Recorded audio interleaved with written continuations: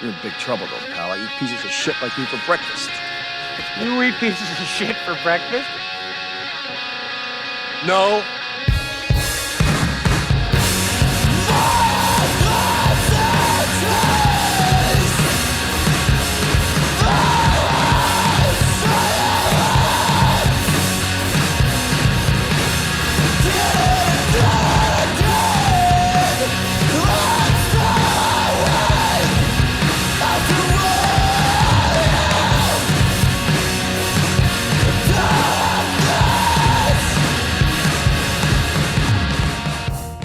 Good morning. Welcome to Breakfast of Champions. This is season 1, episode 5. Yeah. What's up, everybody? I'm one of your co-hosts. My name's Renee Floyd. I'm super excited to be here with you this morning. I'm going to throw it to my co-host. His name is Parker Howard. Parker Howard in the house. He's not Still awake waking yet, up, yeah. so I'm just trying to be super loud in his ears right now to kind of annoy him a little bit. Thanks for joining us. If you've never been with us, we are a podcast about breakfast foods and violence, and we're super happy today because we have our first guest ever. So I just wanted to shout him out right off top so that way it's not awkward when you hear him review our donuts. So our first guest today is a man that I met through a school connection. We both like to educate young people and just kind of make sure that history doesn't go untalked about. My end on music, his end on history. So his name is James Gray. I met him out in Weatherford. We were both educating at the time, and we kind of connected on Facebook, and I saw some of the things that he was doing in our community and some of the things that he's been doing with combat sports. And I figured what a cool story and just a good guest to kind of get us kicked off here. So welcome, Mr. Gray. Thank you for being here. Thank you for having me here. It's a pleasure to be here. Yeah, it's good to see you. Parker and Mr. Gray have never met, so it'll be interesting. It'll be kind of like me introducing friends to each other and us kind of catching up like that. So thank you very much, off rip, from being here. We're going to review some donuts. We're going to talk about his life. We're going to talk about funny stuff, sad stuff, cool stuff. So just slick stuff, neat stuff, you know. And we got one sad thing to talk about right off the rip. We jinxed it last week. Yeah, listen, formal apology to everybody that is a Dallas Stars fan. I really apologize. We blew it. We really blew it. We were so assured that they were going to make it to the Stanley Cup Finals. We really were just putting that positive energy out there and kind of trying to manifest that for them. And we should have just kept our mouth shut. Kind of like a no-hitter. We should have just silently in the background let it happen. Yeah. So that's why we're not talking about any other sports teams. There will be no other sports teams in my life that I will be speaking about. So unless I hate them, I guess we could talk about them, right? So yeah. So I guess we should talk about the Celtics. The Celtics made it to the finals. Screw them, but they made it. So rest in peace, Dallas Stars. Rest in peace, Dallas Stars. Also, we have been on the internet for like 2 official weeks now. We've dropped 2 episodes. Episode 1 and 2 live, and as we speak this morning when we walked in the door, episode 3 dropped. And so if you haven't subscribed and liked and shared and told a friend and whatever, liked, rated, reviewed it, put us 5 stars, subscribe, whatever the young jive is these days. We honestly just want people to have a good time and listen to our podcast however they do that. So we made a website. You can go to rss.com/podcast/breakfast of champs. You can listen anywhere podcasts are available. And even if you don't like to listen where podcasts are available, you just like YouTube, we're on the YouTubes. And maybe soon you'll be able to see us. Yeah, we speaking of manifestation, we wanted to manifest a cool location for like filming the podcast, because the practice space that we're in right now is just like, it's seen better times. It's a vibe for sure. Yeah, I mean, it's one of those things where it's like, it's kind of like being in grandma's basement, you know what I mean? Which is fine. It's a vibe, but we're 40 now. So we need to move out of grandma's basement and have a little bit more sophisticated look. So catch us on future episodes, probably with video at a cool location. Yeah. So Mr. Gray, you said you've never had Sue's before, but you live in Weatherford? I've never had Sue's before. Oh, and I'm familiar with the place, but just have never did you go to the 9th grade center / high school? I did. Okay. It was the high school. Yeah. When I went to school there. Sue's was the old Sonic. So That's right. I was going to say that. It was probably Sonic when you were yes, there, sir. right? Sure Yeah. was. We just walked across the street for lunch. So. Yeah, and there is a new Sonic that got built right next door to that old Sonic, and it's funny because they still, if you go to Sue's, they still have the frame for the car hop drive-in. Yeah, sure do. And I have a picture of Sue's. We'll post it online. And so when you first get to Sue's, you're not really sure, like, is this still a Sonic or is this a donut shop? So that reminds me of that new barbecue place, Ribby's, over off of Seminary. I haven't seen it yet. It's from the people who do Goldies, but it's in an old Sonic, but they painted the whole thing red. And they just do ribs and fries. That's it. That's funny. Yeah. That's kind of how Sue's is. Exactly how It's red and white. Sue's is. Yeah. Red and Oh, white. really? Yeah, That's it's very awesome. cool. So shout out to Sue's Donuts. I've mentioned them in the past. Like I said, my family has donuts every Sunday without fail. The first thing my son says when he opens his mouth on Sunday is, "It's donut day. It's donut day. It's time to have donuts. It's time to have donuts." And so there are many mornings where we just flat out can't get out of bed to get those donuts early enough. And so we'll DoorDash donuts to the house, which is like such a power move these days because it's like, I'm ordering a dozen donuts for my bed and and then they're there in 30 minutes or whatever. But on the days that we don't DoorDash and we want to get out of the house, Sue's is the place to go. It's a nice drive into town. It's right off Main Street. So if you've never been to Weatherford, Main Street is basically the main street, in Weatherford, obviously. The old high school is on Main Street. The courthouse is on, which we'll get into later. The courthouse is on Main Street. Most of the major restaurants that people know and love are on Main Street. And so she's got a prime location. I mean, a donut shop right across the street from a ninth grade center, Smart. like built-in customer base every single morning. And also just a good place. We were saying it's a former Sonic. It's a cute little place. Sue, I'm sure she is of some sort of Korean family that we talked about. We wanted to plug the Donut King once again. That movie, I watched most of the first half. Yes, last night when we were kind of prepping for this episode. Cambodian refugee Ted Ngoy came over, went through the Winchell's donut program, and they taught him basically how to franchise a donut shop. And he created an empire. Oh, wow. And so immigrants creating empires with donuts is one of those cool things. And so Sue and her family have been in Weatherford for, I think, 10 years since it's about switched. And like I said, we've been there pretty much every Sunday since then. So let's dive right in, Mr. Gray.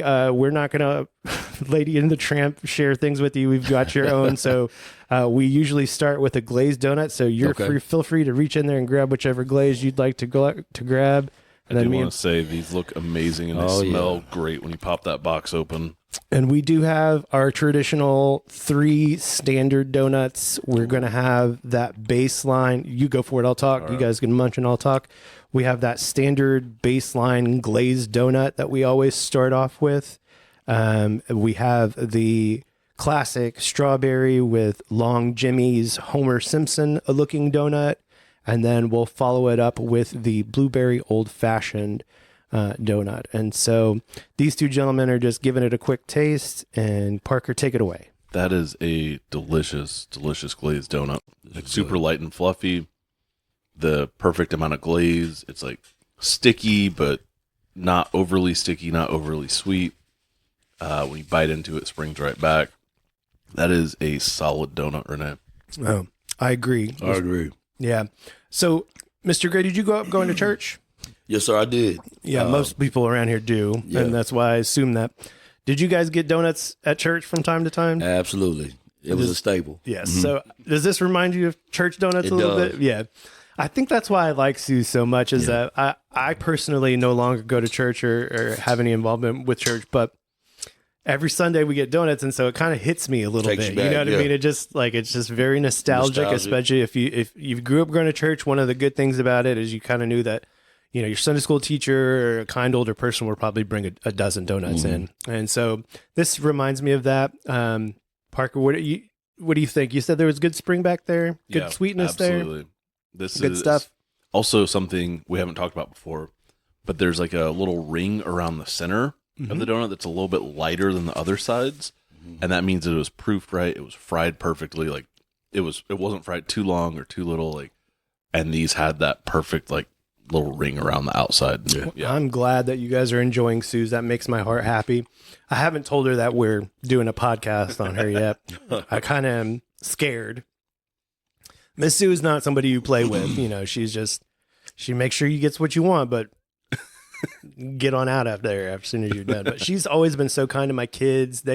If you go in there during Halloween, she'll have a basket of candy. You know, if you go in there during Valentine's, she'll have little Valentines. And so I was saying in a previous episode, if you guys want to dive right in, we'll go Homer next. Yeah, let's do it. Mr. Gray, if you want to grab your... That's a good donut, man. I go to the same places. I'm real boring, I guess, when it comes to certain kinds of food. So Donna's Donuts is the place where my family traditionally gets donuts from. That's a good donut, man. We may have to start checking out Sue's. Check out Sue's from time to time. So her aprons. She has the cutest, like handmade, like vintage aprons. And so if you ever go in there, or even if you drive through, she's got a step that she steps up on when you drive through. And so she always has her apron on, and usually it has like a cute bunny or a cute like I love that. character. And sometimes, you know, like I said, during holidays, she'll have like a holiday apron and stuff. She's got a cute little bowl cut. She's going all in. Yeah, and I love her so much, and we love her donuts so much. She's got a huge case of drinks in there if you need drinks. She makes traditional kolaches, even though, you know, people around here call the Kloblanesks kolaches and vice versa. But if you go into her shop, because her donut shop is actually called Sue's Donut and Kolaches, on the top shelf, she's got actual fruit kolaches with the crumble, and like she does it right. And she also has the Kloblanesks and the sausage rolls and that sort of thing too. So that's really impressive. Yeah. So I'm going to take a bite of this. You don't have to eat it all, Mr. Gray, I promise. Yeah, I'm probably going to eat it all. This is pretty good, man. I definitely have eaten all of my halves so far this morning. Normally, I don't eat all of the donuts, but these are excellent. Strawberry. It is, again, not overly strawberry flavored. I think we've kind of established that strawberry donuts are not, they're going to taste pink. They're not going to taste like strawberry. Unless you're getting a Dreamboat donut that has real strawberries in it. But yeah, again, the donut itself is so good. The frosting, the strawberry frosting, while it doesn't taste like strawberry, it tastes like pink. It is not overly sweet. Yeah, I think our brain is filling in that pink flavor, because I swear I think it's just vanilla icing. Yeah, but it's delicious. The sprinkle ratio on there is great. Yeah, and they're jam packed on there. There's no doubt about it. Apologies for chewing on my Muncho Maniac. I'm very sorry. Muncho. I do have to admit, eating these sprinkled donuts, I was thinking about what you said on the last podcast. I think these were made from beetle. Yeah, it probably has shellac in it. For sure. Yeah, shellac. So we're eating beetle dung. Beetle, right? Yeah. No, it's actual ground up beetles. Actual okay, perfect. It's what gives it that shine. I love that. I remember the first time I actually found out about that was Junior Mints have that in there, because I was like, "Oh wow, Junior Mints are vegan. There's no milk in these." And someone was like, "Oh no, it's not the milk. It's the beetles. It's the beetle. It's the dead beetles." Yeah, I was like, "Oh, that's weird that it's whatever year it was, and that they're using ground up beetles." Hilarious. Give it so that sheen. Final donut. Again, you don't have to finish all of these, Mr. Gray. This is not a challenge. It's more just a taste. And Lady in the Trampet, or yeah, of course. I just wanted to get rid of the box so that way we'd have more what's space. in the box? Every week. Every week. Blueberry cake donut? Blueberry cake donut or blueberry old fashioned. This looks great. Also, remember I said stamp on the box? Love the stamp on Doing the box. it right. Stamp on the box. Sue's Donut and Kolache, 1012 South Main Street, Weatherford, Texas, 76087.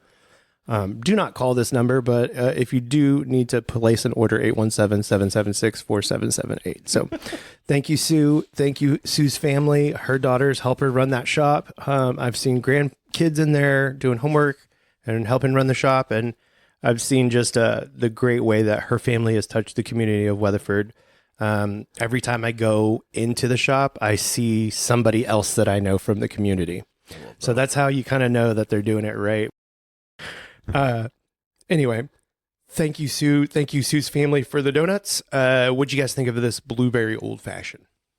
Yeah, blueberry donut is great. You can tell it's got real blueberries in it. It's got that blueberry flavor, really, really solid in there. That is, again, every donut's been great. Yeah. That's really light and fluffy. I expect, a lot of times cake donuts can be heavy. Mm-hmm. That's a good donut. The blueberry's not overpowering. Yeah, I agree. The first time I saw their donuts, I was like, these are going to be some hefty donuts, but they're all very light. Yeah, very, very light. I could definitely put away 6 by myself, I think, if I was, by myself and not full of shame. By myself using performance-enhancing drugs. I got it. So our grading scale is a little bit different. We go from 0 to 6 donut holes. We've got 4 categories that we go to. Let's start with sweetness from 0 to 6. 6 being the perfect ratio and 0 being overtly sweet, disgustingly sweet, or not sweet at all. So, Parker, let's hear your review on Sue's Donuts. And please don't be biased because it's my family's play. No, this is solid. Oh, man. 5.5. Like 5.5. Like across the board. Like across the board sweetness? I mean, just every category. It is, wow. These are incredible donuts. Ladies and gentlemen, first time ever, we had Parker giving it a 5.5 across the board. Presentation, sweetness, spring back, just in general. Yeah, wow. That is a great donut. High praise. You might have to come out to Weatherford and try some fresh. Yeah, no, I will definitely make the drive. Yeah. Mr. Gray, do you have a rating from 0 to 6 donut holes? Excuse me. I'd say 5. 5. Solid 5. Yeah, those are good donuts. Excellent. I'm not going to vote because I'm biased. They're my family shop. But Miss Sue, you know what grade you got. You know what grade you got. 6. But now that you've given her phone number out on the podcast, she has to watch out for Muncho Man. He might start Muncho Man might give her a holler, and I apologize. Muncho Man, please don't do that. Call us instead. We have a Google voice line. You can fill it up with voicemails. Leave Miss Sue alone, please. Mr. Gray, you said Donna's Donuts out in Weatherford is your go-to shop. Yeah, Donna's is it for a long time it's been our go-to. They've kind of changed management. So the donuts aren't quite the same. They're still pretty good, but they aren't what they used to be. So, do you guys get like just glazed, or do you get like the assorted, or do you guys get whatever you want? So it varies. I got a big family. I know you do. I got a big that's family. What I was asking. So usually you have to be like, all right, we're just gonna get like 2 dozen glazed and make everybody semi-happy. But we kind of get, we'll get a dozen glazed and chocolate, and then probably get another dozen of assorted donuts. Some of my kiddos like twists. Some of them like, some of the assorted flavors. And so we'll mix it up a little bit. I'm very much a traditionalist. Chocolate donuts and glazed donuts, that's usually my go-to. That's your go-to? Yeah. If nobody was watching and you could go to a Dunkin' Donut and pick one donut right off the shelf yourself, would you just still get the glazed and chocolate, or would you go crazy? Yeah, I'd probably get chocolate. That's chocolate, good. Yeah. Baseline, nice. I'm boring, man, when it comes to stuff like that. That's fine. You know what you like. Exactly. A good glaze, you can't go wrong with it. You can't go wrong. I think we just established that. If the glaze is bad, why would you try anything else? Exactly. It's like going to a good restaurant and like kind of getting a starter, and if the starter's bad, you're just like, okay, well, yeah, I guess we're in for it. I mean, it's like going to Waffle House and getting a bad waffle. Oh, right. Like if you go to a donut shop and you get a bad glazed donut, it's like, no hope for the rest of it. Yeah. So thank you, Sue. We're going to move on from the donut review. I think next week we're going to have to take a break from donuts next week. I've kind of donuted out, so we might have to do something. We've had pancakes, we've had donuts. We might have to go breakfast tacos or something like that. That because, just the sweetness. I'd like to get the savory side as well. So I'm a savory guy. So. Maybe I'll just make us some breakfast tacos next episode. So, final words for Sue's. Thank you, Sue. Anybody have anything to say for her? No? Thank you, Sue. We will be trying Sue's out soon. Try her out. So, Mr. Gray, we're going to kind of lightning round it here. So, we've never had a guest before. So, if you've been listening, we just this is our first time, so we're kind of winging it. But we did have a we talked about it previously beforehand. We've kind of got a list of questions that we'd like to ask every single guest. And then, after 100 episodes, we'll have like 100 different answers to these questions, and we can kind of like supercut everybody's answers and maybe, make a big list about, So no pressure here. You're the first one. Oh, man. So also most people that do interviews or that sort of thing, they usually throw the lightning round at the end, most game shows, most interviews. And we kind of wanted to do that off rip just to kind of get into Mr. Gray's head, what he thinks, what he likes, what he doesn't like, where he's coming from. And then we'll kind of get into his story a little bit later. So since we're doing kind of lightning round, you want to go back and forth? Yeah, absolutely. Okay. I thought that would be fun. And again, no pressure, Mr. Gray. Right. It's not a big deal. Go ahead, Parker. You can go first. All right. What did you have for breakfast today? A donut. Easy. We're starting out easy. Yeah. What is your typical day-to-day breakfast routine? Absolutely eat eggs. If that's going to be a staple, it could be bacon, eggs. It could be turkey, ham, but definitely eggs and some fresh fruit. Eggs. What's your favorite way to eat an egg? Scrambled. Scrambled? Okay. Scrambled. Excellent. I like what's it, hard fried? Over hard? That's my favorite. I like the little crispy skin. That's my wife is that way. Yeah. I'm an over medium guy. Yeah, you like a little run, a little run. I like to get some hash browns and then put that over medium egg on there. We just got chickens and ducks, and I can't wait to have fresh yard eggs. Oh yeah, it's gonna be a while because they're still babies. I get some fresh eggs from my neighbors, so they're all fresh. The best. It is the best. All right, what is your favorite all-time breakfast cereal? Cinnamon Toast Crunch. Hell yes. Cinnamon Toast Crunch. Yes. Yes. We are all in agreement here. Yep. Classic. S tier cereal. You better believe it. Yes. That's my favorite as well. If you were building the perfect breakfast sandwich, like if you could pick whatever type of bread, meats, whatever, you said obviously eggs got to be on there. Eggs got to be on it. But what kind of bread you picking on this breakfast? Are you going to go bagel, sourdough, just sourdough bread? Yes, with a little egg. Again, the meat, it's got to have some meat. Yeah, it can vary. It can vary, but I do like ham or turkey bacon, regular bacon, sausage. So it doesn't matter what kind of meat, just some meat. What kind of sauce you put on there? Probably plain, man. Plain? You don't do a lot of sauce? I'll tell you, I'm plain. So, A little salt, pepper? I like to taste, what's in the sandwich, not overpower it with the sauce. So I didn't know if you would go crazy and put like some jelly on it or something like that. You know what? I maybe a little bit thin layer of jelly, but if I'm going to put something on it, probably grape jelly. Oh, I'm a grape jelly guy myself. Yeah. And everyone in my house is a strawberry jelly person. Same. And I love grape jelly. Same. Come on, exactly the same. Yeah. Oh, we never have it in the house because I'm the only one who Everybody eats else likes strawberry, yeah. But anytime there's like a packet of grape jelly, like Waffle House or something, it's like that's mine. Yeah. I remember maybe 10 years ago, 15 years ago when Facebook was like less the way that it is now.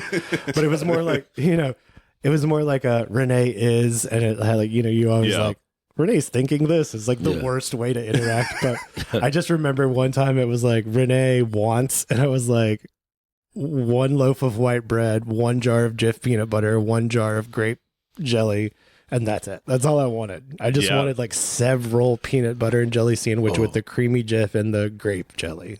Like just the perfect sandwich. Perfect sandwich. Grape jelly with some biscuits, some buttered biscuits. Yes. Some grape jelly in there. Yeah, that's good stuff. Okay, so perfect breakfast sandwich for Mr. Gray. He's going to have sourdough bread with some scrambled eggs and probably some meat of some sort, maybe a thin little layer of grape jelly. That sounds like a good sandwich. I'd take that. We put that on the menu. The truck, when we started food truck, it'd be the Mr. Gray. Sandwich on that. Yes, sir. Breakfast sandwiches, Mr. Gray. I'll take that. Plain, just a little simple. Yep. Love it. All right. What is your breakfast guilty pleasure? Ooh, cinnamon rolls. Oof. Cinnamon rolls. You Yeah. have a special place? Had one from anywhere. Anywhere? I like, I try them from anywhere. Mm-hmm. if you got a cinnamon roll, I've tried it. And, the one it's in hard to mess up. Lake Worth. What is it? I don't know. I haven't been. Sweet Georgia Brown. I think what is it I called? don't know. They have a Sweet Georgia Browns in Lake There's Worth? something like that. I'm gonna look it up for you. Please do. I will travel for cinnamon rolls. Have you ever had a Cinnaholic cinnamon roll? I haven't. They don't advertise it, but they're all vegan, and it's some of the best cinnamon rolls out there. Where can I get one? There used to be one on West 7th, but it shut down. Okay. I know there's one in Arlington. There's one in Mansfield. I think they were on Shark Tank like years and years ago, and got some funding from them maybe. But they do cinnamon roll cakes. I have seen one of those. I haven't had any. You can do it with fruit. You can do it with cookie toppings, all kinds of. Man. Yeah, Cinnaholics is awesome. Ginger browns, not sweet. Ginger browns. Okay. Ginger browns. Okay. And they have. Just right off the rip, order cinnamon rolls here is the first thing you see there. That lets me know that cinnamon rolls are good if that's the first thing on the website. And they have that real thin glaze, and it's warm whenever you get it. There's nothing like a warm cinnamon roll. Yes, sir. My son makes. So he's kind of following in my mom's footsteps. He wants to go to school for culinary arts, and so he gets up in the morning every now and then. He makes these cinnamon rolls with an apple. I don't know what you call it, but puree. It's got apples in the middle of it. Something like that. Man, that's a good cinnamon Compote. roll. So That sounds delicious. it's good. It's Apple good. and cinnamon. Let's see here. If you're on the road trip and you get to pick, what's your favorite fast food breakfast? Where you stopping? Number 5 at McDonald's. It's the McGriddle. I already know. You ain't got to tell me what it is. You know, I already know That's what what's number up. 5 is. Yes, sir. Golden Arches are the dream road trip stop. Man. Yeah. So we used to drive, my folks and I used to drive to El Paso. And back in the 80s and 90s, there was literally nothing between here and El Paso. We'd stop once or twice.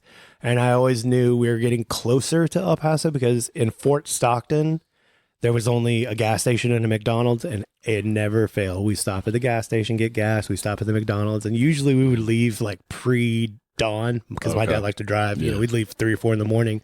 So by the time we get to Fort Stockton, it's just at 10:30, 11 right there, the breakfast time. Right before the cutoff. Before the cutoff. Right. So I knew that road trips for me, I knew Fort Stockton, McDonald's breakfast, it's on. We're almost to El Paso. Then I'm going to have dinner with grandma later.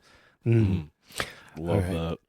Favorite breakfast restaurant? So talking IHOP, Waffle House, or if you've got a local mom and pop spot that you prefer. If you want to drop game on us. Let me think. Probably there's a restaurant in Weatherford. I don't know. It may be franchised. It may be, but Sunny Street Cafe. I had never been there before. It's been there for a few years, and I finally went in there. They have the best pancakes I think I've ever Sunny had. Street on Main, right across from Walgreens.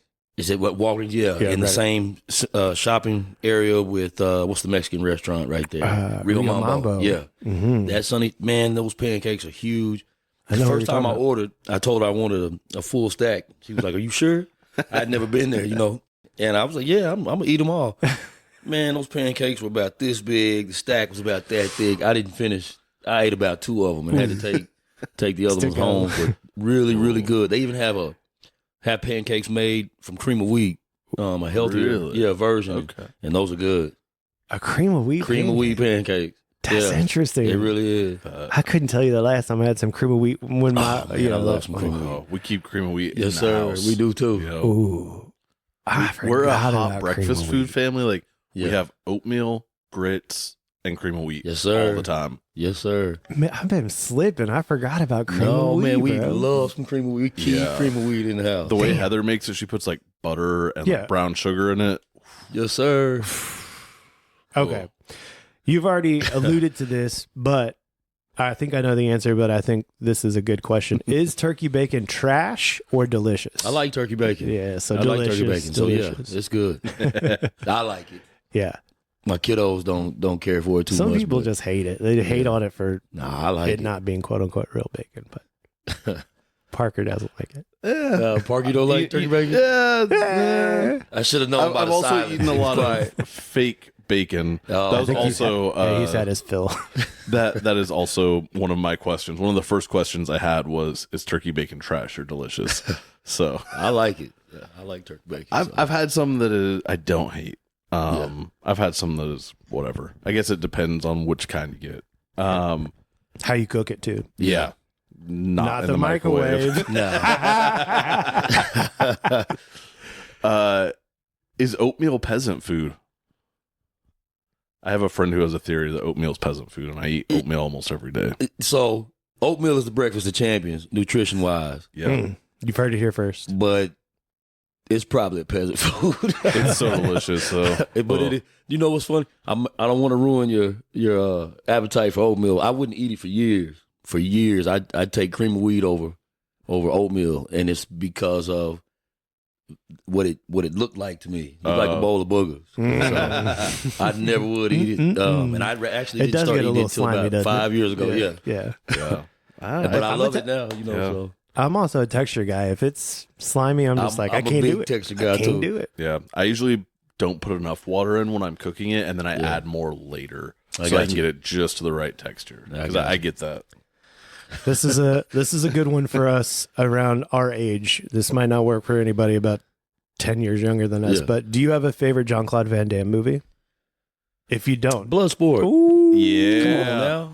Yo, Bloodsport. Heather and I watched this show on Amazon Prime last week called Jean-Claude Van Johnson, starring Jean-Claude Van Damme, where he plays himself, but he's a secret agent named Jean-Claude Van Johnson. It's very meta, very funny, lots of good action. Jean-Claude Van Johnson. So yeah, if you're looking for a good JCVD fix, have to check it out. Yeah, Amazon Prime, it's awesome. Bloodsport. I love that movie. That's a movie I saw way too early in my life. You know what I mean? The montage. Like, oh, snap. Did he just really do that?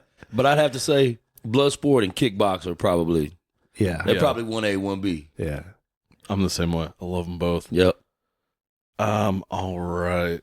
What is your worst injury due to a fight, whether training, regulated fight, or a street fight? Probably just stitches, gashes.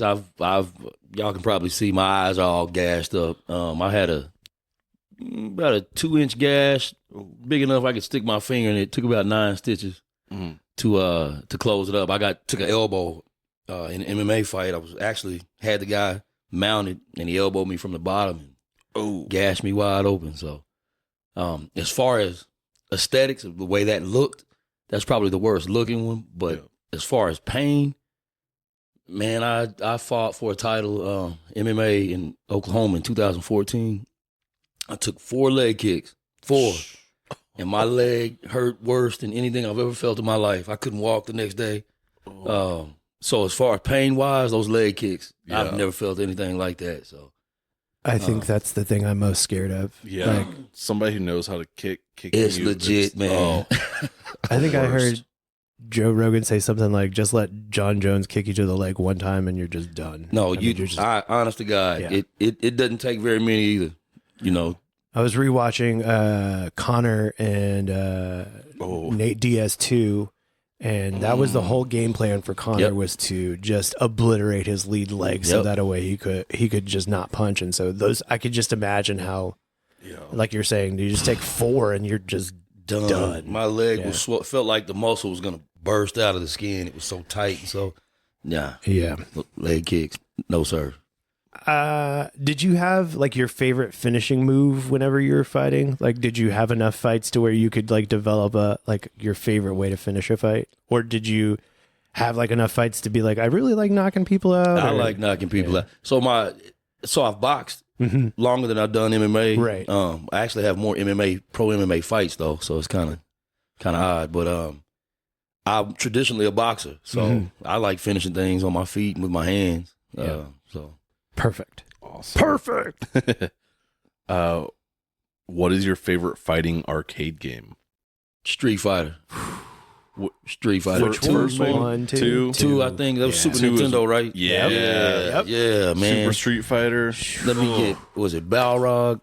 Yeah. Balrog or Orchid or, man, when I was in college, we used to just sit in the lobby and have tournaments all day long playing Street Fighter. So, Street Fighter's amazing. That's probably it for me. Love Street Fighter. I have I still play a few video games, but the one that I play religiously is Fortnite. And a couple of years ago, they released skins that you could buy that were Street Fighter skins, and so now cool. I can play Fortnite as Ryu or Chun-Li. That's cool. And awesome. what's funny is, Chun-Li, how she's dressed, and Oh yeah, she thick. she did. There's a couple of emotes that are disabled that she's not allowed to do because of how she's dressed and how thick That's funny. So shout out Street Fighter. I'm a savage. She can't do that one because it's like I don't understand. You can have me in the room with my son later on. Like, hey, put that Fortnite game on. Let me see what's on there. Yeah. Were you into professional wrestling? And Absolutely. If you were, who is your favorite wrestler, era, or event? If you have any of those, The 80s, the Von Erichs, Junkyard Dog. So my fight name is the Junkyard Dog. Okay. JYD and Iceman King Parsons. Those were my all-time. Kerry Von Erich of the Von Erichs was my favorite Von Erich, and the Claw was. Have you seen the movie? I watched pieces of it a couple nights ago. I kind of fell asleep during it, but I just haven't. what I watched of it was pretty good. I've been waiting to hear from someone that I've know that's seen the movie. That's kind of how I watch movies. As I ask people, I'm like, "Did you like it? Is it worth watching? Yeah, is it watch? I What watched I saw, it a couple it was weeks good. ago. You saw it? Yeah, I sat down and watched the whole thing a few weeks ago, and it was really good. Very sad. I mean, You cry? I didn't cry. I teared up a couple times. I'm gonna cry. Yeah. I already know that. I knew I was gonna cry from the trailer. I was like, "There's no way I can watch this movie." You'll definitely cry.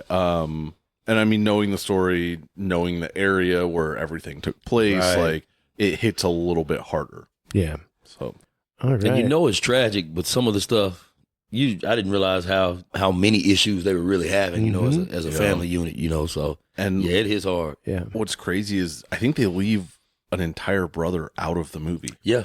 Like they don't even touch on everything that like went down. Like So, he was just the black sheep, and they were like, yeah, like maybe even two brothers. I think there's one or two brothers that they also didn't wrestle. So Yeah, I know one of them. I didn't realize the younger one. They wrestled They with died demons? early. They had a brother. They really were cursed. It seemed yeah, like, man. it's a very sad story, and there's only one living Von Erich. That's crazy. "Yeah, rest in peace, Von Erich families that have passed away." Go ahead, Quart. All right, let's see. Thoughts on trash talking while fighting? Are there any rules when it comes to that? Sportsmanship, respect. So I do think that there's a line that shouldn't be crossed. You know, anytime you involve family members or someone's religion, or I think that goes a little bit too far when it's just trash talk about your opponent's abilities. You know, I think that's fair game. Just leave families and religion Absolutely. and politics, that sort of thing, out of it. It doesn't have any place in it, in my opinion. I think we talked about this. We were talking about this on the back of a few fights that were kind of very disrespectful to people's families in general. And we were also talking about like Ryan Garcia and like exposing Nita Agdal on Twitter and that sort of thing. Yeah, as far as like, that's kind of where that question came from. But I'm glad you said that, because I have a theory on that, and it's most people without kids feel that there are no rules, and most people that makes have sense. kids, because they have kids, that's kind of changed their minds That on makes sense. whether or not, you know. And so we have families, and so we know, like, leave the family out of it, Right. otherwthis this is a different thing. This moves It past completely competition. changes, yeah. This moves to, you know, you're threatening my family now, and that's not a no-go. Now No-go, that you mention that, now it seems like it's so the point of trash talk is to get somebody out of their game. Mhm. But what's the best way to get somebody out of their game? You know, other than talking about their family Yeah. or their Yeah. you know, I never really even thought about it like that. So it's very intentional. You know, I think that Absolutely.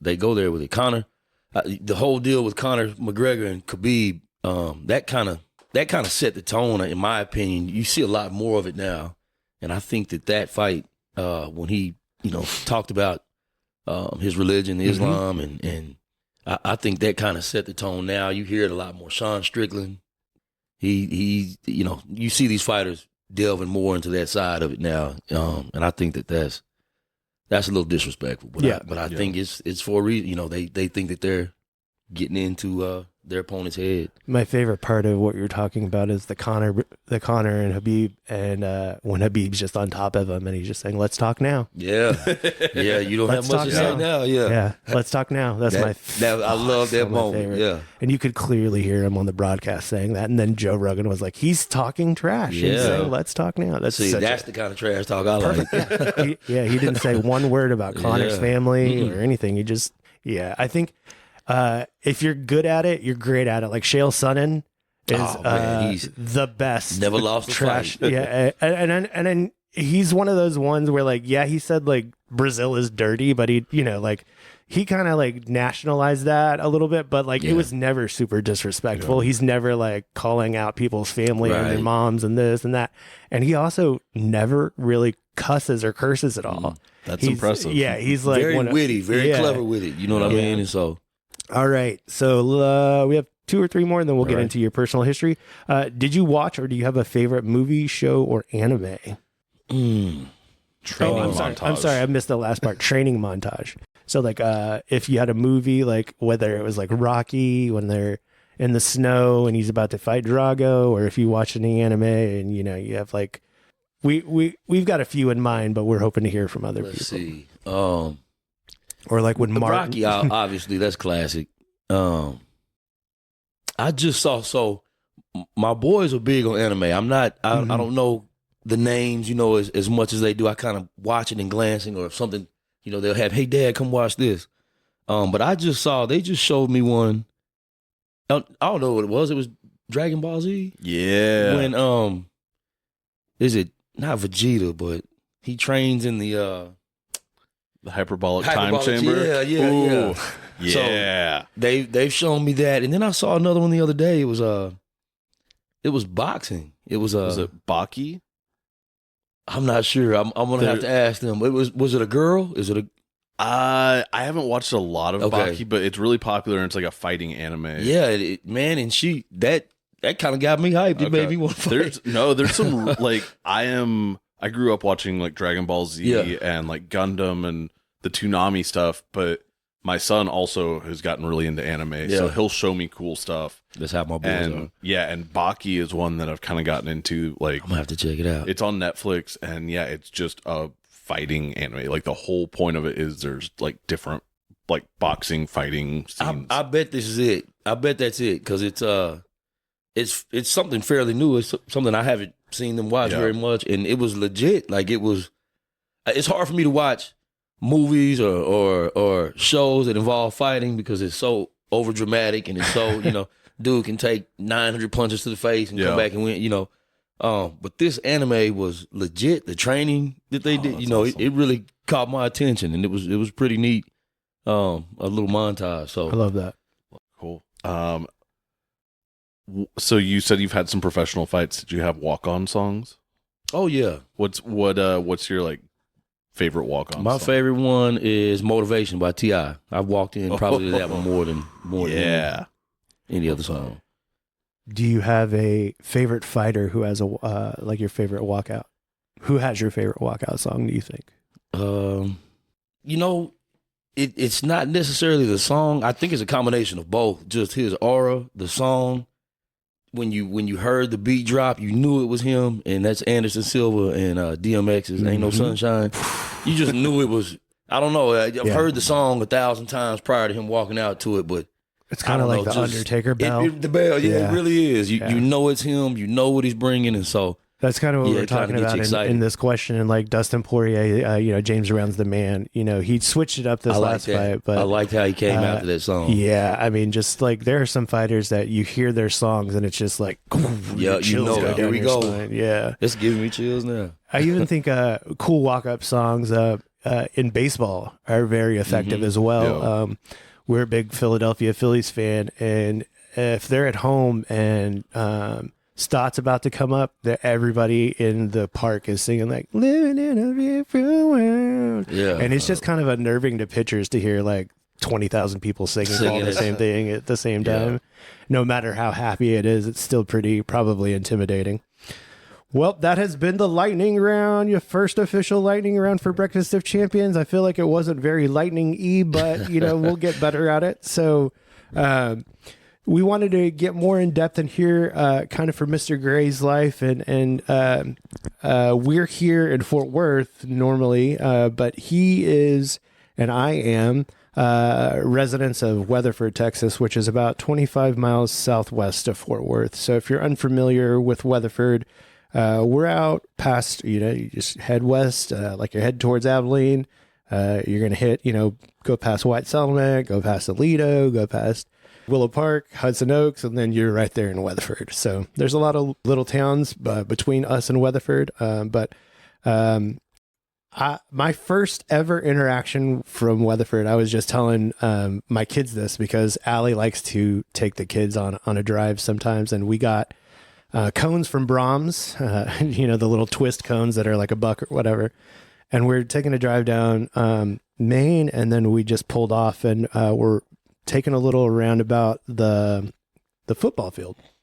They have the high school football fields on Main Street at the 9th grade center.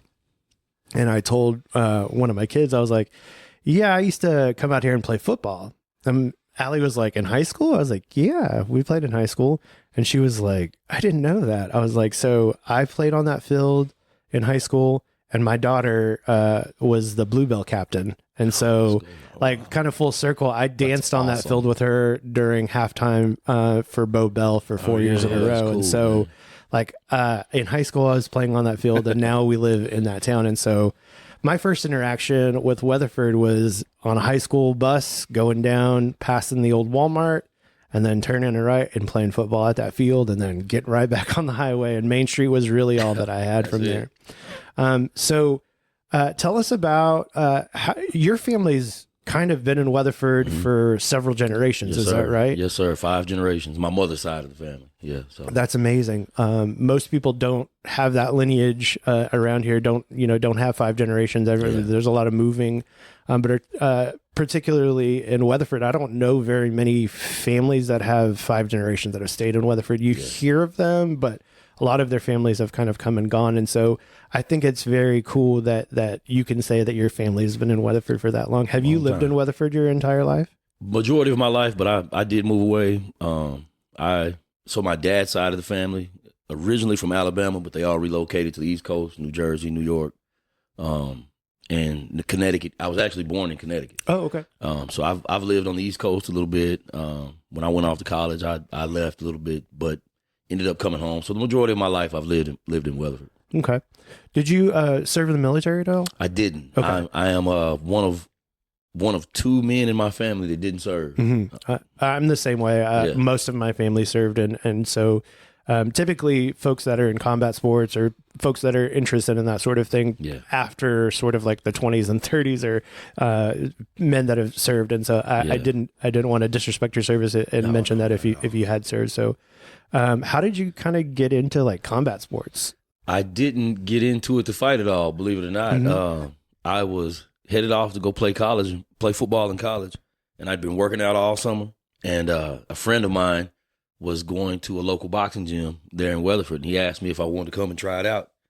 And so I was kind of using it like a supplement to, lifting weights and running, and thought it'd be good for hand-eye coordination, footwork, that kind of thing. And so I did it all summer. This is Jared Kemp, the Kemp family, out by Weatherford Lake. He had a gym out there. Had been there since '88. I'd never heard of it. I'd wanted to box my whole life, but at that time, most of the gyms were here in Fort Worth, and my dad, he wasn't driving me to Fort Worth to box. Right. If he was going to drive me anywhere, it was to work, Right. So I have to drive you somewhere and pay for it? Right, exactly.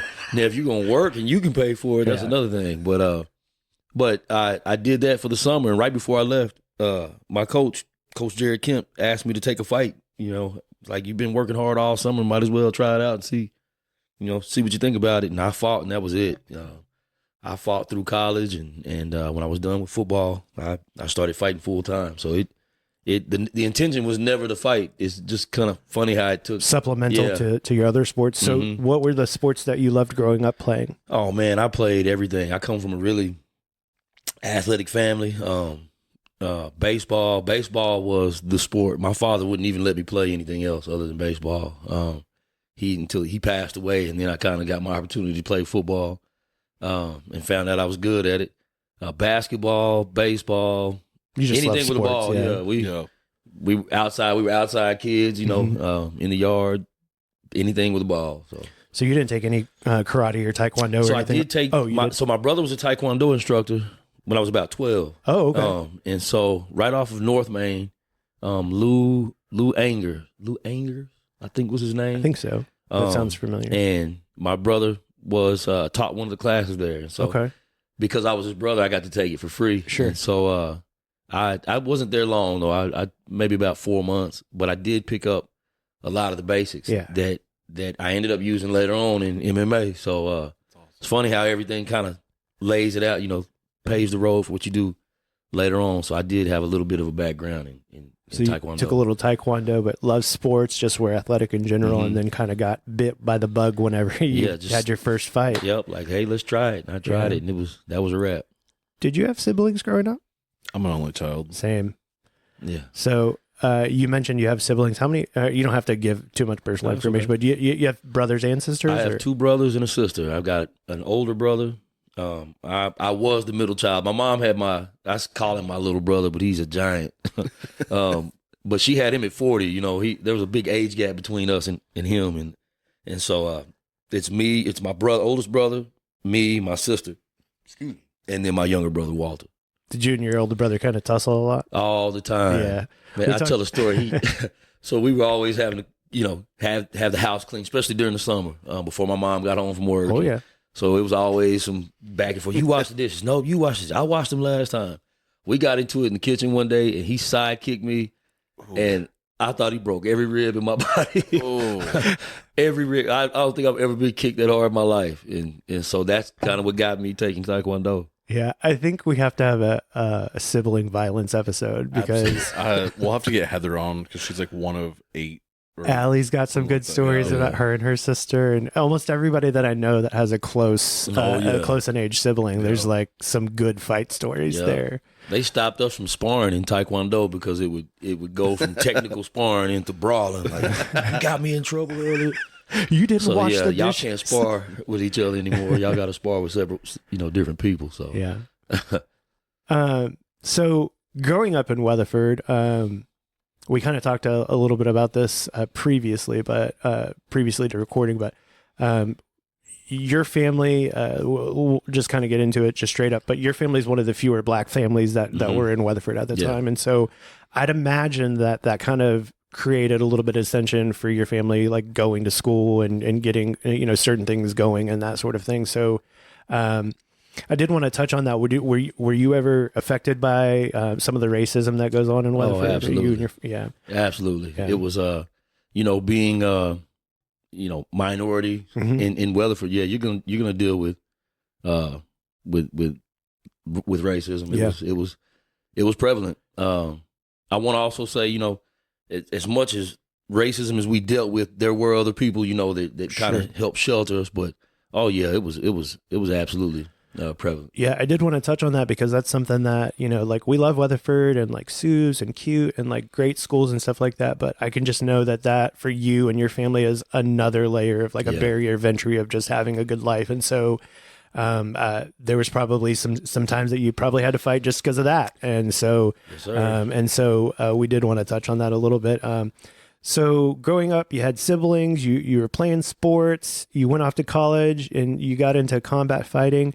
Did you said you had boxing fights and MMA fights? Is that right? So I started out with boxing, and I actually started at a late age in boxing. If you intend to make a career out of it, if you want to be a world champion, you typically start much younger, 8, some as young as 6, 10 years old. I started at 19, and that's considered kind of late. And so I started off boxing first. I boxed for a little bit, had a few amateur fights. When I went off to college, they didn't have a boxing gym. This is how I kind of got into MMA. There was a youth wrestling facility there that I went to talk to see if they had boxing, and they didn't. They had MMA training. So I took that kind of as a way to kind of keep me in shape for combat sport, for boxing, and kind of keep my boxing sharp. Of course, boxing isn't everything, but it is a part of MMA, and so I thought I could kind of keep it sharp. Well, kind of the same thing happened. I trained MMA, and then Coach Les Mayo, shout out to Coach Les Mayo. He's the youth wrestling coach there in Stephenville. Mm-hmm. He talked me into taking a fight, and so I fought as an amateur in boxing. I just turned pro in MMA, and I had a little bit of success. I won my first 3 fights, and then so I wasn't big on the ground. I'm decent on the ground, but that wasn't my base. And so once people started finding out I was pretty adept, on my feet, they started going to the ground. So I got submitted. So I've got 8 pro MMA fights, and I've got 3 pro boxing matches. I've boxed for 20 years, MMA for 13, but have more MMA fights as a pro. I had over 30 amateur fights, so I have more boxing matches, but more as a pro in MMA. Sure. So, on days of fights, did you have good breakfasts, or were you too nervous to eat? No, I wanted to ask that to every man. fighter. I'm greedy. I'm eating. I'm look, when I get nervous, I'm gonna eat. Okay. If I'm sad, I'm gonna eat. If I'm happy, I'm gonna eat. So we always wonder, like, what is the day of the fight like? Because typically, some fighters in the professional ranks, and even all the way down to amateurs, they're cutting weight to make weight, and so they're kind of like replenishing with fluids and that sort of thing. And so my whole thought is, like, take Alex Pereira for example. Yeah. He cuts to 205, but he walks around at like 230. Yeah. And so my whole thing is, like, if you're putting on 25 pounds of water weight in a day, do you have enough room in your tummy to get like a good nourishing meal? So I never really had to cut a whole lot because I fought in I'm short, but I fought in heavyweight, super heavyweight as an amateur, F heavyweight in MMA, and I cut down to light heavyweight. So I never had to cut a whole lot. When I fought at light heavyweight in MMA, I walked around at about 215, 220. So I'd only have to cut 10 pounds. Yeah, and that's an easy cut. Yeah. So I always got to eat what I wanted. I didn't have to cut. I only had to cut one time. That was a boxing match. I fought at cruiserweight, and I had to cut down. That was just below 200, and so it still wasn't a crazy cut. So I've gotten to eat. So I can't speak. Now I've had teammates that I fought on the same card with that struggled to cut a lot of weight, and they couldn't eat up until weigh-in. Typically weigh-ins the night before, right? And then they spent most of their time trying to rehydrate, like you were saying, and so you would eat light. They would eat light, try to get protein, as much protein and complex carbs as you can the night before, but if you're having to rehydrate a lot, it is hard to eat. Yeah. For athletes, how big is nutrition? Like, how big is the diet? It's in my opinion, it's 60-70% of it. In my opinion, we're all trained to fight, so the skills aspect that's a given. The nutrition is everything. Particularly if you have to cut weight. You need the proper nutrients, to help fuel you. And I think so. I can speak to this because I used to eat terrible because I didn't have to cut as much weight. And you can actually feel the difference in your body between eating. If I had a chicken fried steak the night before as opposed to, some whole wheat pasta and some type of carb that was a little bit healthier, you can feel the difference the next day. You eat a fried food, you're lethargic, you don't move as quickly. I even think your thinking is a little bit slower. And so nutrition is huge. I have a book that I use now with my fighters and kind of get some ideas from it. It's by Chris Algieri. Chris Algieri was a former world champion boxer. He's also got a master's in nutrition, and so he wrote a book, Food for Fighters, and it breaks it down and it talks about how important nutrition is. And so I try to get my fighters to read that book. We'll read different excerpts from it to show them how important nutrition really is. Because I think that I know for myself, I came from an old school coach, old Marine. All day long, man, he eats a piece of toast and drinks coffee. That's his food. This dude is 50 years old with an 8-pack, but it's just genetics, you know. And he's not big on nutrition, and so I had to kind of learn that on my own. And so I try to be big with that with my own fighters. Like, nutrition matters.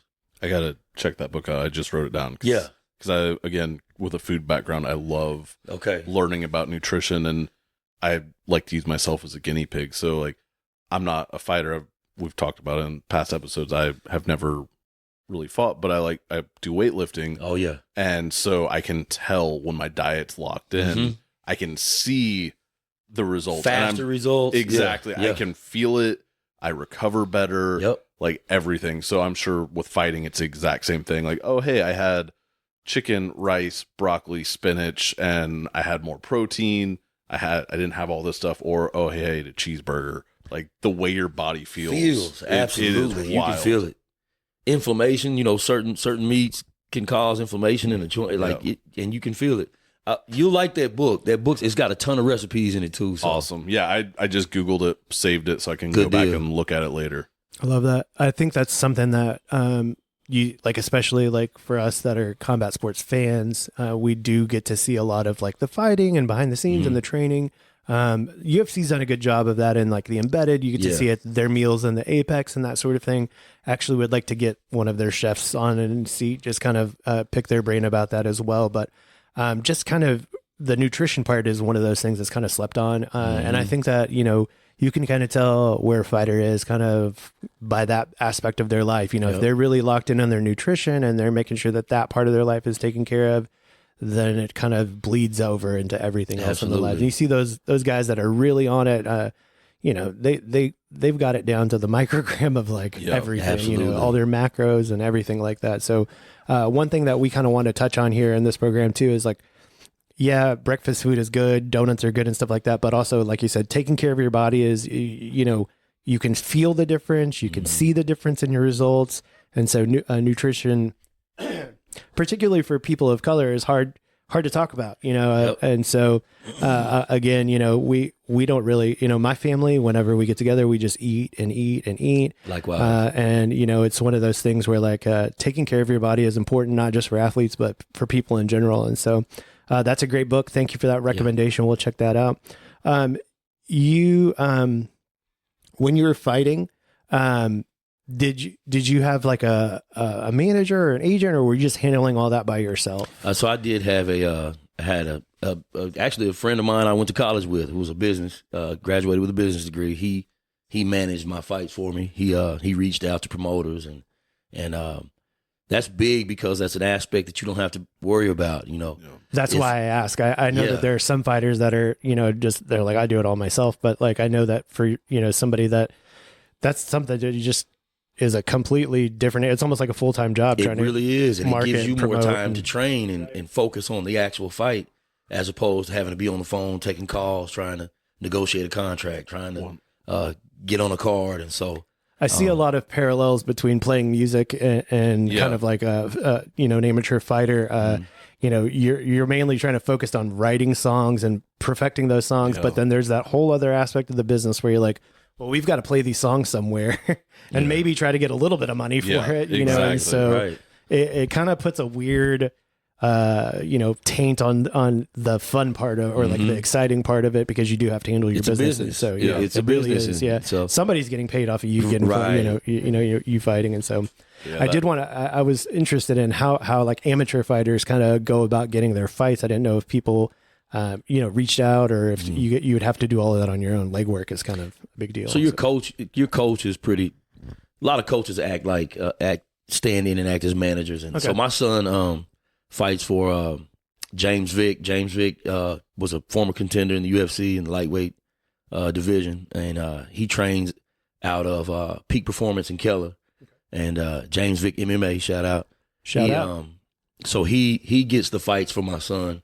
He's got connections. Obviously, he's fought in the UFC for, you know, many years, and so it's easy to have someone like that to get fights for him. So Usually coaches. Most coaches are former fighters, and they're connected with a lot of promotions, and so they usually are the ones who get your fights. Now, as you turn pro, you want an actual manager or actual agent, if that's your career path. So, yeah. Excellent. You mentioned your son, Deshaun. He currently holds the belt. Is it bantamweight? It is lightweight, actually. Lightweight? 155. Okay. So he is the current belt holder for F3. Is that right? The Yes, promotion? sir. Okay. Yes, sir. So that's kind of why I invited you in. Like I said, we're friends on Facebook, and so I see all these amazing things that you're getting to be a part of, and I see his fights, on your page, and so just very impressed with just the passing down of the martial arts skills and the striking skills, and just your enthusiasm for your son is just contagious. And so we wanted to shout out Deshaun. If there's anything that he has coming up, we definitely want to plug it and make sure that we're locked in with him, and make sure we're promoting his fights as well. We're behind him as well. Appreciate that. I know he doesn't really know us, but I've been cheering for him for the past year, ever since you came to school. Everything when you're you doing. Invited me. I called him first. Yeah. Man, I got invited to this podcast. Man, so yeah, he knows about you guys. Yeah. So shout out to Deshaun. We're rooting for you. We're cheering for you. Hopefully we get to go to one of your fights here in the near future. See that thing live instead of watching it on your dad's Facebook page. But do you help coach Deshaun? Absolutely. Yeah. I was just over there last night. I work with him with his boxing. Okay. And so he'll come to Weatherford, once or twice a week, or I'll go to Keller to Peak Performance and train over there with him, help him with his boxing. And Beautiful. So yeah, and then we sparred what was it, last Friday. So I've got 7 kids. They're not, my 4 oldest aren't kids, but they're kids to me, but they're all young men in their 20s. And they all fight in some form or fashion. And so, it's good to have sparring partners, and they're all around the same weight. So we just, we'll meet and spar at the gym Family that sparring? I work at. Yeah. Leave out of there with, bloody noses and black eyes and go to Waffle House and go eat. I love that. But, that's amazing. He gets, I brought that up because he gets good training from his brothers. And, so his brothers help a little bit very too. athletic, and so he gets a different look from each one of them. I've got my son Matthew is probably the best boxer. Deshaun is probably the best kickboxer, and my son Tyler, he just kind of picked it up the last couple years. He actually just went and sparred over at Travis Luter's last night, and he's a little bit of a hybrid, Okay. and so he gets some pretty good training. That's wonderful. I Just love pretty that. good training. Family It's affair. a family affair. Sounds Yeah. very well rounded too. Yeah. You get a little bit of look from everybody. From everything, yeah. Yeah, that's great. Do you know if he's got something coming up, or? So we don't have a date, specific date. But We he's just got to know it's defend gonna the belt, right? Yeah. Well, he may not. He may. So we may just turn him pro. So he's got over 30 amateur kickboxing matches. He's undefeated. He held 2 belts, kickboxing, and this was his first belt in MMA. And James wants to go ahead and turn him pro, and so we think he's gonna have his first pro fight in July. We just don't have a date solidified yet, and that's probably gonna be at KO Live. You guys familiar with that, that venue? It's a pretty nice venue. It's a fairly new venue. Yeah. I kind of like that. It was my first time being there at his last fight, but that's gonna be in July. We just don't have a date for it yet. And keep us posted. Yeah, for sure. Absolutely. One of the things I'd also like to say, we're gonna try to get him as many. He's got a couple different offers. He's got an offer for Karate Combat. Are y'all familiar with Karate Combat? Is it the one that's like down? Yeah. It's in Orlando. It's based out of Orlando. Mm-hmm. His coach, James Vick, will be fighting, I believe, next month in Karate Combat. And so he's gotten an offer from them, and for pro kickboxing and for MMA. His goal has been MMA, and so that's probably the route we're going to take, unless Karate Combat, offers. At the end of the day, it's a business. Sure. You want to make as much money as you can. This is a dangerous sport. Exactly. But my point is, sometime in September, I want to fight one more time. I haven't fought in probably 2 years. I fought 2 years ago. I got robbed. Honestly, I know fighters say that all the time, but I got robbed, man. Even the announcers were saying it was one of the worst decisions they've ever seen. And I want to fight one more time, and I want to fight on the same card with my son. I don't know that that's happened very often, kind of a passing of the torch type deal. And so he and I talked about that last week, just out of the blue, and I think that that'll be sometime in September, October, give me enough time to kind of get in shape. And so I want to go out, my last fight with fighting on that same card with my son. Yeah. So whenever that is, wherever that is, we're gonna be there for you. Cool. I'd love for y'all to come. Yeah, I would love to be there on that. We might do a little live remote from outside the parking lot. So you have been coaching for some time. You have been fighting for some time. You may have one more professional fight coming up. I love that. Do you have any favorite combat sports moments, either professional or amateur? Do you have one maybe that you were involved in, and then maybe one that you've seen as a spectator? So as a spectator, it's got to be what really put the UFC on the map was Forrest Griffin and Stephen Bonner. Stephen Bonner, that I don't think before then anybody'd seen a fight so back and forth, so evenly matched. On the list that I just sent you last night, it is the final fight. Okay. So we're going to do, the UFC just released 11 days ago, 10 fights that will guarantee you to make you a fight fan. Okay. And the first one that I just mentioned was Conor and Nate Diaz too. That's how it starts. A good fight. Yeah. But it ends with Griffin and Bonner. Griffin and Bonner. That fight is what.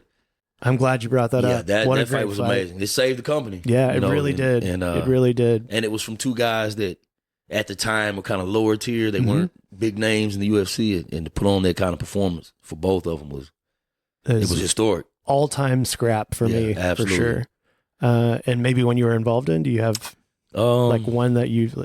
I know you just got robbed. So that one makes me mad thinking about it now. One of my favorite moments was I fought a guy in was it Hinton, Oklahoma, on a reservation up there, Five Tribes Casino, and I was going to fight at light heavyweight, which is 205. So I cut this weight, to be able to fight at 205. I get there for the weigh-ins. We weigh in. My opponent doesn't show up. So they have another heavyweight. They have another guy, Mark something. And he was a heavyweight, big guy, about 6'6", 230. His opponent didn't show up. So they're like, well, you guys are trained. You came up here, would you fight each other? Catch weight. And I'm like, yeah, I didn't come up here, to not fight. I got little man syndrome. I want to fight all these big dudes, to prove a point, I guess, And so I'm like, heck yeah, I'll fight him. But the commission wouldn't let me fight because I was underweight. I needed to be 206 and up. So, man, I had to go across the street to Subway. I had to eat 2 foot-long chicken breast sandwiches to get over the weight so I could win, and then so I could, be accepted for the fight. Right. Yeah. So we get in there, and they walk me into this guy, and they asked him if he wanted to fight me, and he goes, this is who you want me to fight? Really just dismiss me, like this little bitty dude. Long story short, I ended up stopping him, knocking him out with some elbows on the ground. The next night at the fight. So that was a big moment for me because that's great. He just completely dismissed me, man. Overlooked me like it's like okay, I got something for you the next night. I love that. What a great story. Yeah. Someone just completely overlooking you and just not even thinking that you're even worth their time, and then you just go ahead and elbow them and stop them. Yeah. Plus, having to eat 2 footlongs is the icing on the when I tell that story, some of my friends, they're like, that's the most impressive part of the story. You ate those 2 footlong sandwiches. Exactly. Like, y'all, I drove up here, and in a pro fight like that, because you still came, you'll still get paid. And I could have taken the money and gone home, but show money or man, whatever it is. Worked my butt off in training camp, and I didn't come up here to sit and watch, and so I'm glad they even offered that. It was even sweeter, what it transpired between me and him. So that was a feel good moment. I love that feel good moment in combat sports. So lastly, the way that you and I kind of got introduced into each other's lives is you came to the school that I teach at to talk about the history of kind of African American life in Weatherford in particular. And you have also been involved in some activism in our community. There is still to this day a Confederate statue on our courthouse lawn.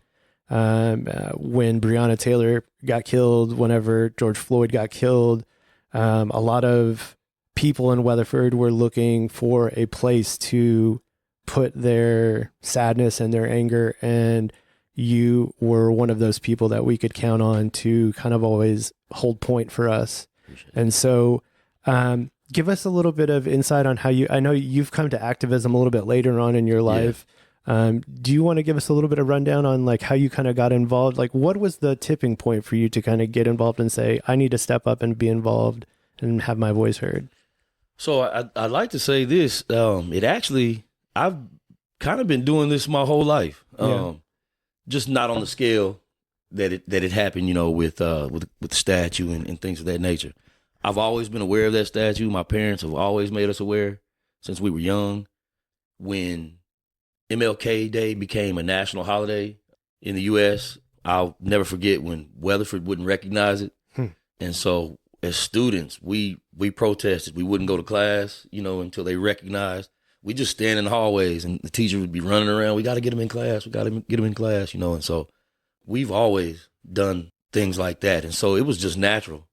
Honestly, we got invited to a protest by a couple of Weatherford high school students for George Floyd. It was a Black Lives Matter protest where we walked from Walmart all the way down South Main to the courthouse and walked around the courthouse.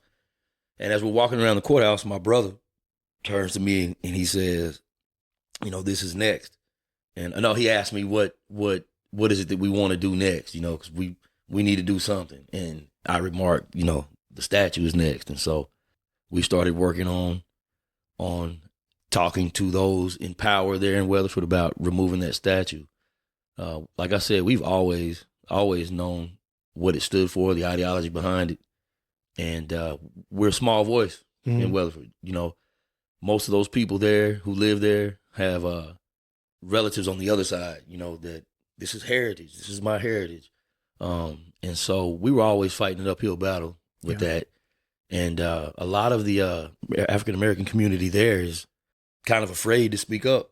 And so we just felt it was our duty to give a voice to the Black and brown people there who do feel differently about that statue. And so we felt compelled to say something. And so we're still working on it. We haven't had as many public protests. We've kind of tried to change how we went about it. Right. We have created or we were involved in the making of a documentary about it called The Courthouse Lawn. We did this 2 years ago. We filmed it down in Hallettsville, around their courthouse.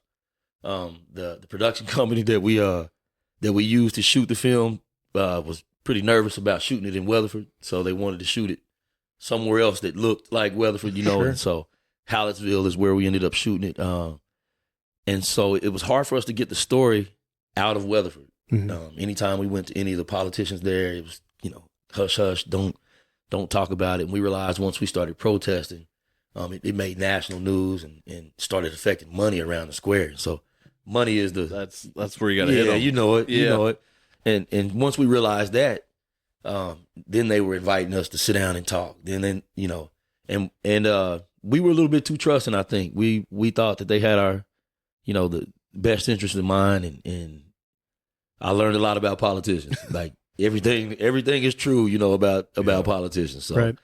But we're still working on it. We Judge Dean, who's the county judge there, just text messaged him 2 weeks ago, and my brother and I went and sat down and talked with him about the statue and about the lynching. I don't know if you're probably very familiar with that. I had two ancestors who were lynched on the courthouse lawn, and their bodies were dumped in a well on the courthouse lawn, and their remains are still there. So one of the things we want to do is get the county to give us a permit to GPS or GPR to see if we can locate them.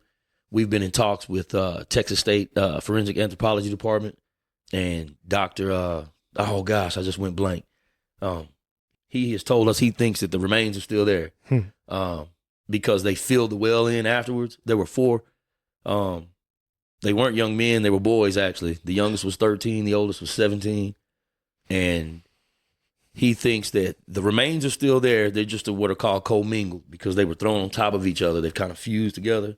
Yeah. But the remains are there. And we want to try to recover those remains and bury them with, dignity and respect. And so Absolutely. That's kind of what we're working on now. Well, that's half the reason I wanted you on the program. I know that you're into combat sports and you're into food, but the other reason is because we live in the same city, and I wanted to make sure that your voice goes beyond Weatherford. And I know that this podcast is just getting started and is small, but if anybody out there is listening that is familiar with North Texas, Weatherford is a city that still deals with racism to this day. Yeah. But guess what? They've got a mayor, and they've got people that are on boards and all that stuff like that. And they've got email addresses, and they've got phone numbers. So if you feel a certain type of way about the fact that a Confederate statue is still on the courthouse lawn in downtown Weatherford, Texas, or if you feel kind of a way about the fact that there were 4 boys that were lynched on that same lawn and that their remains remain there to this day, just send an email and let them know. Like you said, Mike Dean is the judge. I'm sorry, not Dean. No, you're right, Mike, Dean. It's not Pat Mike Dean. Dean. Pat Dean. Yeah. Mike Dean is the synthesizer player that plays with Kanye West. Pat Dean is music always on your mind. Yeah, huh? Pat Dean is the judge there. And so, thank you for sharing that part of your life with us. Thank you for having me and allowing me to be able to share that. That means a lot. You've got 2 things that I wanted to plug. You've got a shirt that's available that I think your daughter made. Is that right? Oh, my son. Your son. So made. my son drew. Yeah, it's a silhouette of an African American child, and it's got the names of the black neighborhoods in Weatherford.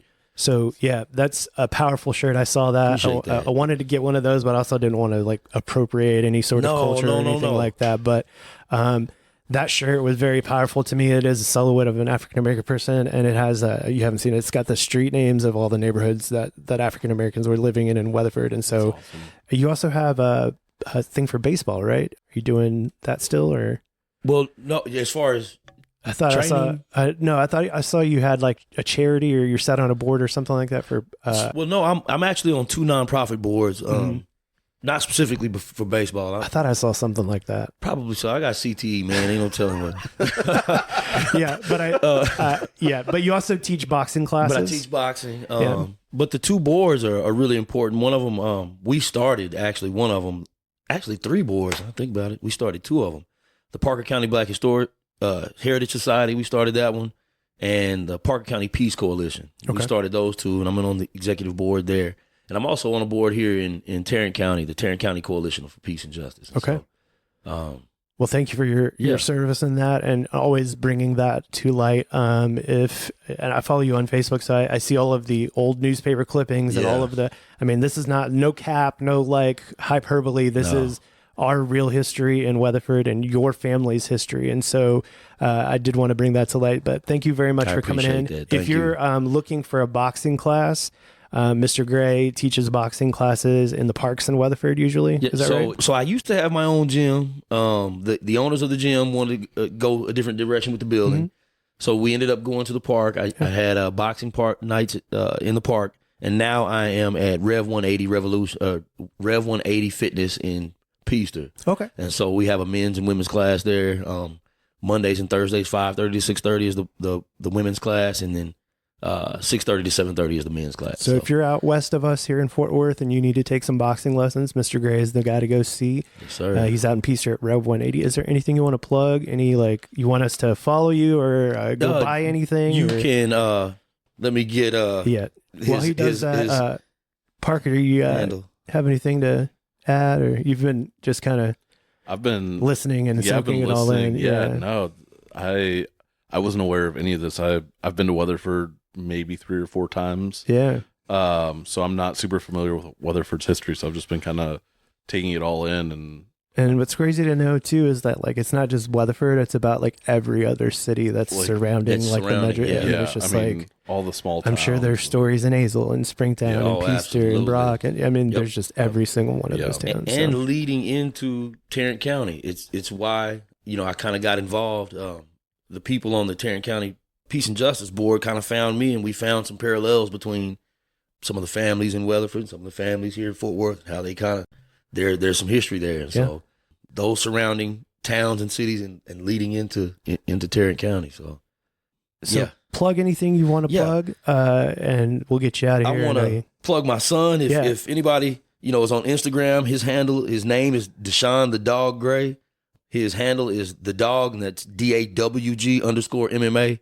And I want to plug also Peak Performance MMA in Keller. Paul, I can't remember Paul's last name. He's the owner.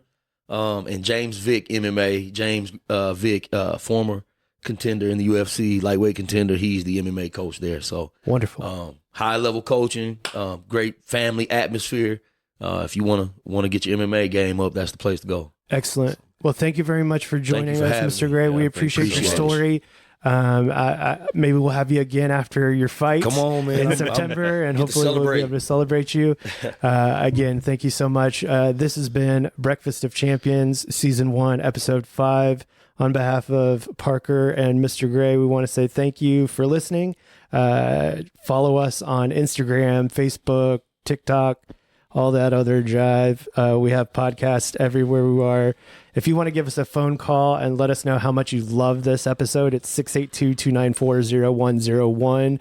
Macho Man, I'm ready for your next message, brother. We're going to get you on this podcast, and we'll just throw all those reviews on there, and we love you for calling in, Macho Man. So thank you very much. If you've got a comment, tell us where we need to review next, breakfast-wise. Tell us about your favorite fight. If you've been in a fight recently, if you're about to go to the UFC, if anything like that, I'm still hoping that Kevin Holland reaches out to us. Trailblazer, I saw your stoppage this past weekend. It was amazing. You snapped a dude's arm in half, and that was so awesome. And Fort Worth 817 represent Kevin Holland. Again, thank you so much for everybody for joining us. Parker's out. Thank you. Bye-bye. All right, bye.